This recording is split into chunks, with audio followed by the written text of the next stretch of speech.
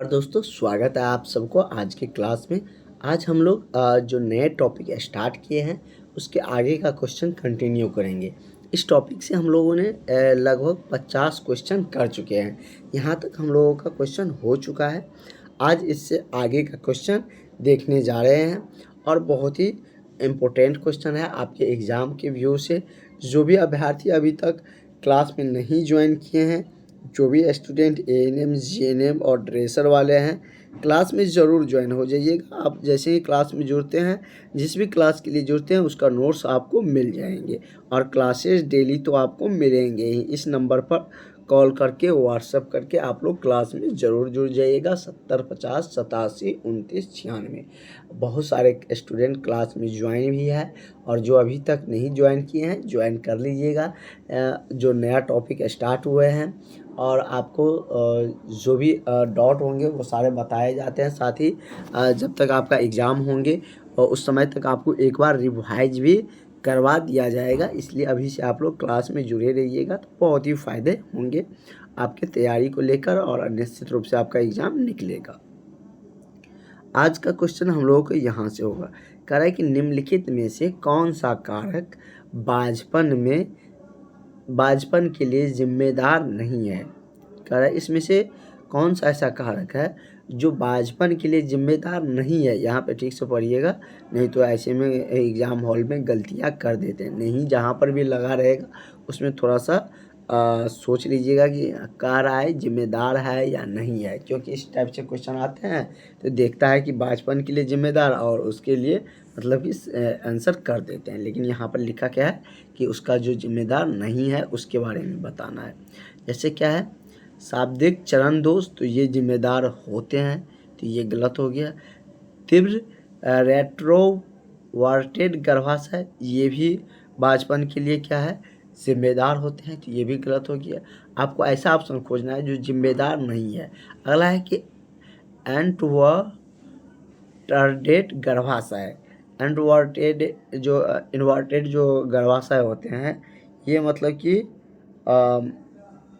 इसके बाजपन के लिए जिम्मेदार नहीं होता है, तो ये आपका करेक्ट आंसर हो जाएगा। और यही आपको खोजना था कि इसमें से कौन बाजपन के लिए जिम्मेदार नहीं है। अगला है कि पुरुष में दोष जो बाजपन का कारण बन सकता है इनमें से शामिल है। कह रहा है कि पुरुष में ऐसा कौन सा दोष है जो बाजपन का कारण बन सकता है और इसमें से कौन ऐसे शामिल है, ये पूछ रहे हैं। तो बाजपन तो दोनों में देखे जाते हैं, स्त्रियों में भी और पुरुष में भी, और दोनों में से किसी में भी डिफेक्ट होते हैं तो संतान उत्पन्न नहीं हो पाता है। तो वही कह रहा है कि पुरुष में जो दोष होता है बाजपन को लेकर उसमें से कौन सा कारण शामिल है, ये पूछा जा रहा है। जैसे यह है मम्पस आर्काइटिस, तो ये नहीं होंगे।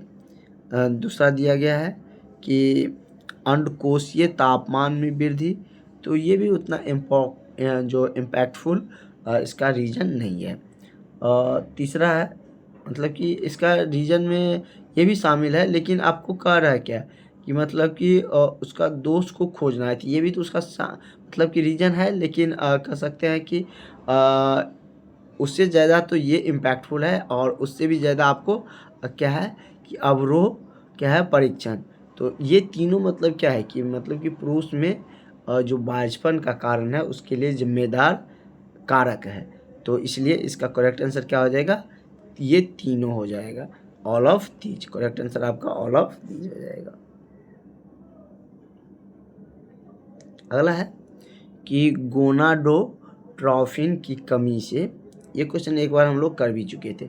गोनाडोट्रोफिन की कमी के कारण वृषण विफलता को कहा जाता है, और थोड़ा सा ऑप्शन इधर उधर हो चुका है, तो ये इसमें कह रहा है कि जो गोनाडोट्रोफिन होते हैं उसकी कमी के कारण वृषण में विफलता को क्या कहा जाता है, तो ये आपको कहे जाते हैं कि कलम सिंड्रोम। क्या कहा जाता है, तो कलमन सिंड्रोम होते हैं वो मतलब कि गोनाडोट्रोफिन की कमी से जो वृषण का विफलता होती है वो इसी के कारण होती है। अगला हम लोग क्वेश्चन देखते हैं। कह रहा है कि थोड़ा सा क्वेश्चन इसमें बहुत इजी देखने को नहीं मिलेंगे। इसमें से जो हम लोग मिडवाइफरी पाएंगे तो वहाँ पर थोड़ा ज़्यादा इजी क्वेश्चन देखने को मिलेंगे, लेकिन जो टॉपिक है वो तो आपको करना पड़ेगा, क्योंकि क्वेश्चन इससे अच्छे खासे पूछे जाते हैं। ठीक है, तो आगे हम लोग अगला क्वेश्चन देखते हैं। कह रहा है कि एंजियोस्पर्मिक पुरुष में सामान्य गुणसूत्र असमानता कौन सी है? कह रहा है कि एंजियोस्पर्मिक पुरुष में सामान्य गुणसूत्र की असमानताएं कौन सी है? डाउन सिंड्रोम्स, टर्नर सिंड्रोम्स, या क्लाइफेंट्रल सिंड्रोम होता है वो, या कार्टा जेनरल सिंड्रोम। तो कौन सा ऐसा सिंड्रोम है जो कि पुरुष में जो एंजियोस्पर्मिक गुणसूत्र है उसमें असमानताएं लाती है? तो ये कौन सा है? तो क्लाइनफेल्टर सिंड्रोम होते हैं। कौन सा? तो क्लाइनफेल्टर सिंड्रोम। और डाउन्स और टर्नर सिंड्रोम के कारण क्या होता है, मतलब कि उसमें शरीर में डिफेक्ट जैसे बेडोला सब बन जाता है, ये सब होते हैं। लेकिन एंजियोस्पर्मिक जो पुरुष में सामान्य गुणसूत्र की जो असमानता होती है वो क्या चीज़ से आते हैं? तो क्लाइनफेल्टर सिंड्रोम्स के कारण। अगला क्वेश्चन है कि वह स्थिति जो अंडकोश के तापमान को बढ़ाती है जिसमें शामिल है। कह रहा है कि उस स्थिति को क्या कहते हैं जो अंडकोश के तापमान को बढ़ा देती है? जैसे क्या दिया है कि वायरिकोलेस, या बड़ा हाइड्रोसील, या फाइलेरिया। तो क्या होगा इसका करेक्ट आंसर? और आपका दिया गया है ऑल ऑफ दीज। तो ये सभी उसमें क्या है, एक उसका रीज़न है। तीनों इसका रीज़न है कि मतलब कि अंडकोश के तापमान को बढ़ाने में ये तीनों क्या करता है, जिम्मेदार होते हैं। तो इसलिए करेक्ट आंसर आपका क्या हो जाएगा? ऑप्शन नंबर आपका डी इसका सही आंसर हो जाएंगे। नेक्स्ट क्वेश्चन की तरफ हम लोग बढ़ते हैं। अगला क्वेश्चन हमारा क्या कुछ कह रहे हैं इसके बारे में हम लोग समझते हैं। कह रहा है कि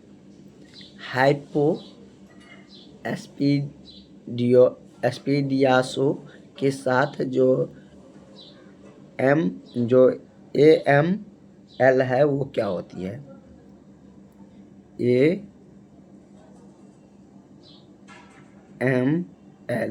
कह रहा है कि हाइपो एस्पीडियासे के साथ ML क्या होता है? शुक्राणुओं में उत्पादन करने में असमर्थ होते हैं, या योनि में शुक्राणु जमा करने में असमर्थ होते हैं, या पेशाब करने में असमर्थ होते हैं, या योनि में शुक्राणु जमा करने में ये ऑप्शन 2 बार आ चुका है।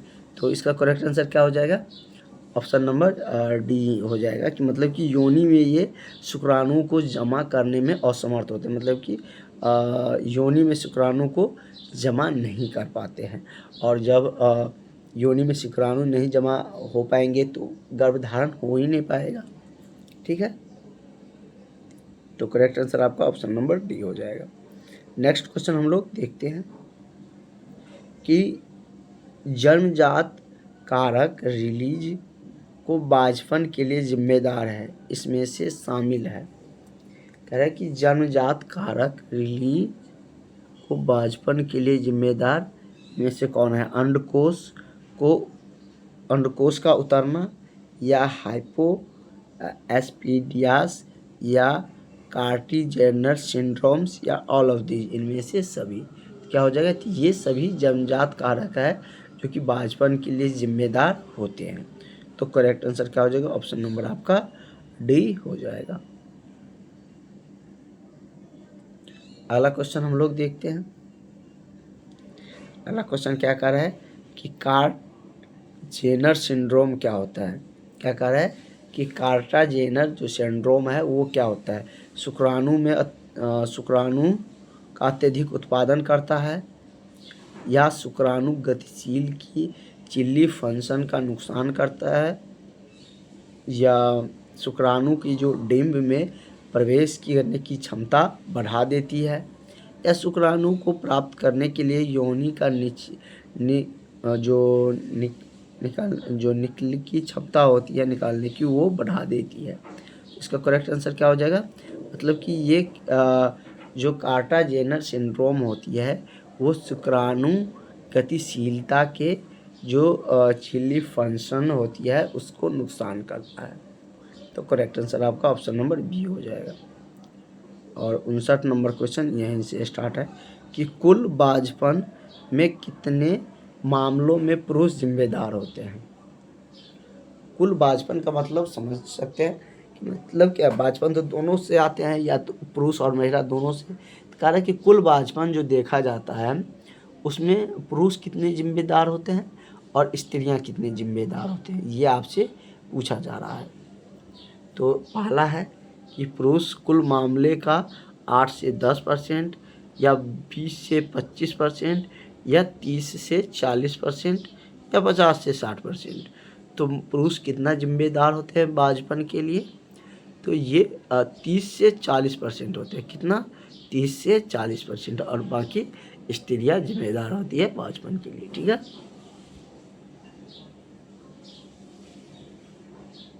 क्वेश्चन नंबर 60 का रहा है कि जब कोई महिला इधर उधर घूमती है तो उसे लगता है कि योनि से कुछ नीचे आ रही है, तो महिला इससे पीड़ित है। मतलब कि तो महिला किस चीज़ से पीड़ित है, ये आपसे पूछा जा रहा है। डब से, या जननांग आगे को बढ़ाव, या रेट्रियोनी फेस्टुअला से, या गर्भाशय ग्रीवा कैंसर से। तो इस स्थिति में महिला क्या चीज़ से पीड़ित है? तो इस स्थिति में महिला जननांग के आगे बढ़ाव से पीड़ित है। किससे? तो जननांग के आगे बढ़ाव से इस केस में महिला पीड़ित होते हैं। तो करेक्ट आंसर आपका ऑप्शन नंबर बी सही हो जाएगा। नेक्स्ट क्वेश्चन हम लोग देखते हैं। अगला हमारा क्वेश्चन है कि जननांग, उसी से रिलेटेड है, जननांग आगे को बढ़ाव की नैदानिक अभिव्यक्ति निम्नलिखित जिसमें शामिल है। मतलब कि जननांग आगे, अभी तो हम लोग देख लिए कि जननांग आगे बढ़ाव के रीजन क्या है, इससे क्या होती है। तो इसमें मतलब कि स्त्रियां जब इधर उधर घूमती है तो उसे ऐसा लगता है कि इस स्थिति में कि उसके योनि मार्ग से कुछ नीचे आ रही है। और उसी से रिलेटेड अगला क्वेश्चन है कि जननांग आगे के बढ़ाव को नैदानिक अभिव्यक्ति जिसमें शामिल है क्या?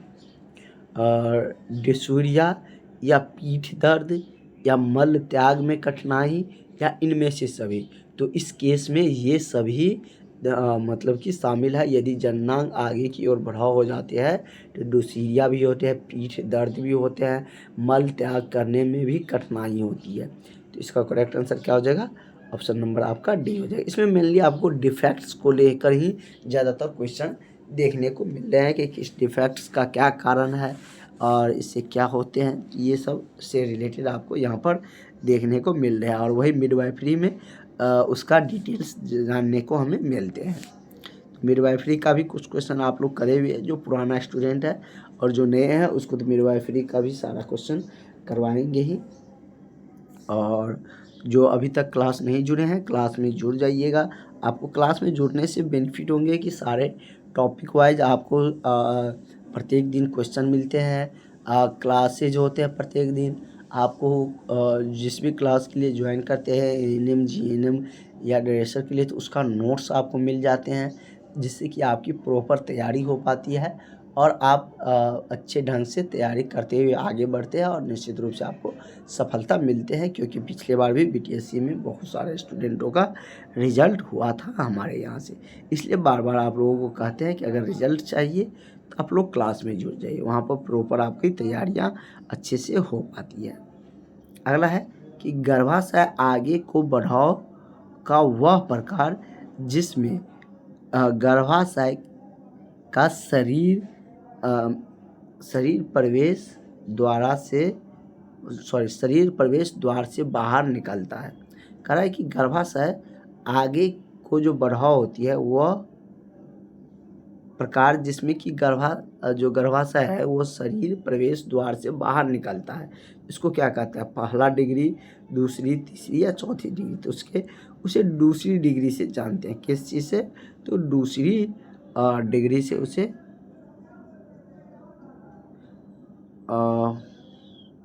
इसके बाद है, दोनों क्वेश्चन सेम ही है तो इसमें आप लोग घबराइएगा नहीं। ये और 63 दोनों क्वेश्चन रिपीटेड हो चुका है।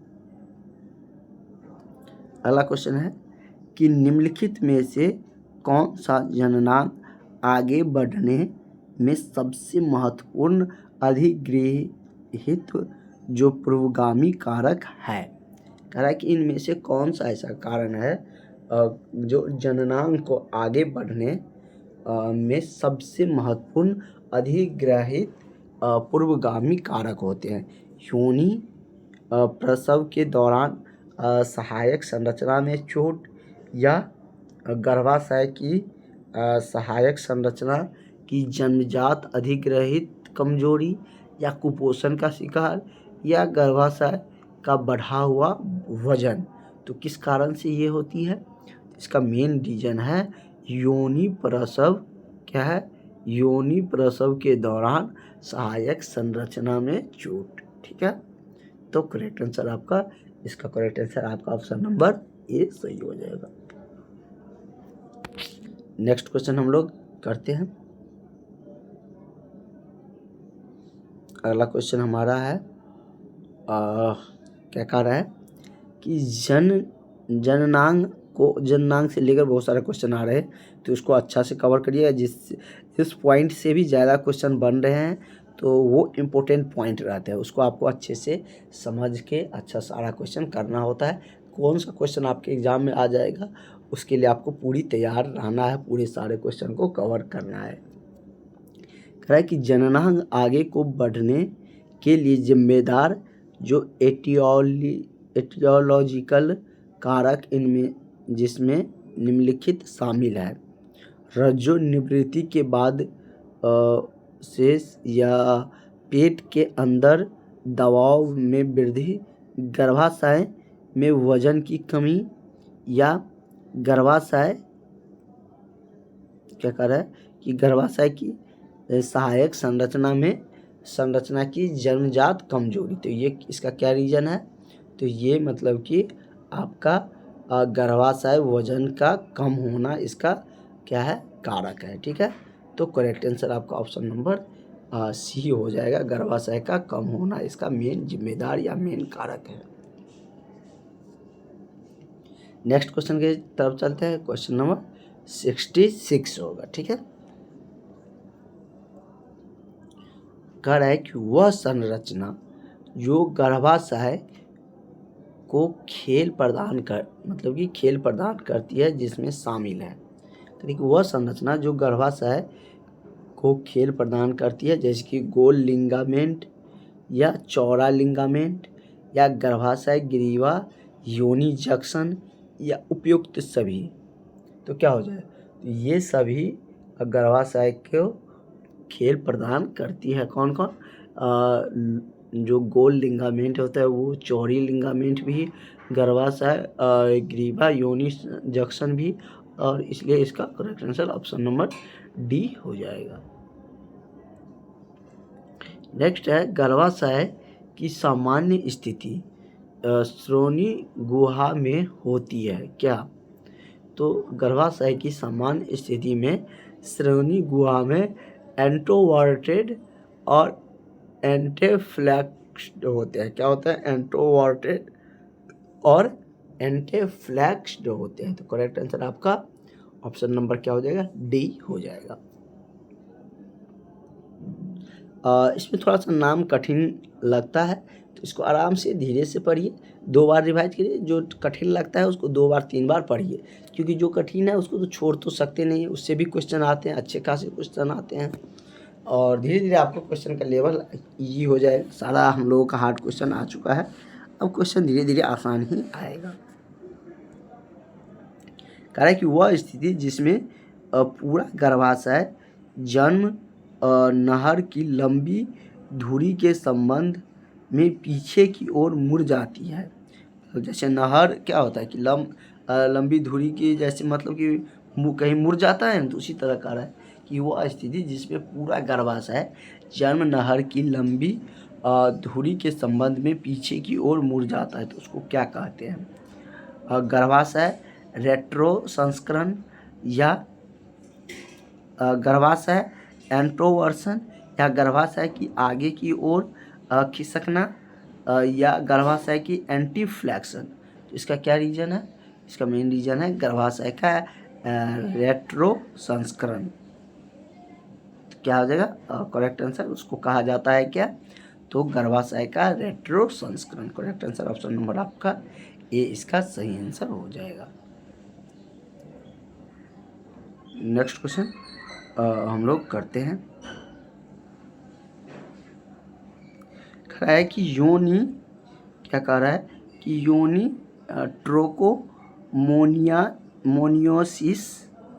मोनियोयासिस है, मोनियोयासिस का सबसे अधिक इस्तेमाल किए जाने वाला और प्रभावी उपचार क्या है? योनि जो मोनियोसिस का जो सबसे अधिक इस्तेमाल किए जाने वाला और प्रभावी उपचार क्या है? यहाँ पर दिया है सेफिक्सन, या मौखिक गर्भ निरोधक का उपयोग, या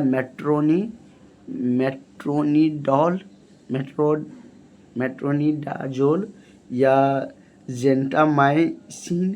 तो किसका सबसे ज़्यादा और सबसे प्रभावी उपचार इसमें से माना जाता है?